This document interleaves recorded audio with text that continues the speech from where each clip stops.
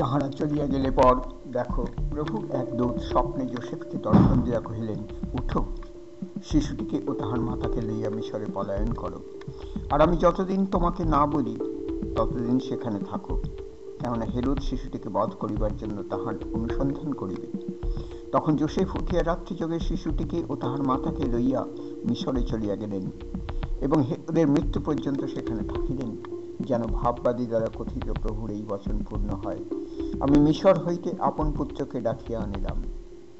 পরে হেরোদ যখন দেখিলেন যে তিনি পণ্ডিতগণ কর্তৃক তুচ্ছীকৃত হইয়াছেন, তখন মহাক্রুদ্ধ হইলেন, এবং সেই পণ্ডিতদের নিকটে বিশেষ করিয়া যে সময় জানিয়া লইয়াছিলেন, তদনুসারে 2 বৎসর ও তাহার অল্প বয়সের যত বালক বেথলেহেম ও তাহার সমস্ত পরিসীমার মধ্যে ছিল, লোক পাঠাইয়া সে সকলকে বধ করাইলেন।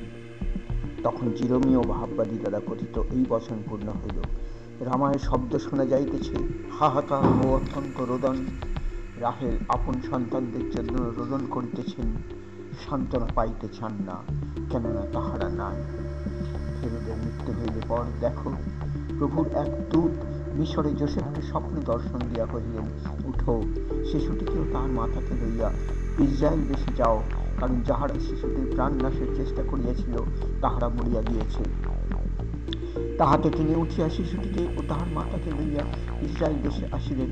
কিন্তু যখন তিনি শুনিতে পাইলেন যে আর্থিরায় নিজ পিতা হেরোদের পদে ইহুদিয়াকে রাজত্ব করিতেছেন, তখন সেখানে যাইতে ভীত হইলেন। পরে স্বপ্নে আদেশ পাইয়া গালিল প্রদেশে চলিয়া গেলেন এবং নাসরাত নামক নগরে গিয়া বসত করিলেন, যেন ভাববাদীগণ তারা কথিত এই বচন পূর্ণ হয় যে তিনি নাসরাতীয় বলিয়া আখ্যাত হইলেন। আমার প্রিয় ভাই বোনেরা, দর্শক ও শ্রোতারা, যদি আপনাদের এই ভিডিওটি অনুগ্রাহী হয় তাহলে অনুরোধ করি আপনারা এই ইউটিউব চ্যানেলটিকে সাবস্ক্রাইব করবেন, লাইক, শেয়ার, কমেন্টে ভরিয়ে দেবেন, এবং বিশেষ করে কমেন্ট করুন আপনাদের যদি কিছু বিশেষ প্রয়োজন থাকে, সেটিকে আমি আবৃত্তি করে দেব। আপনাদের সকলকে নমস্কার, সকলকে ধন্যবাদ।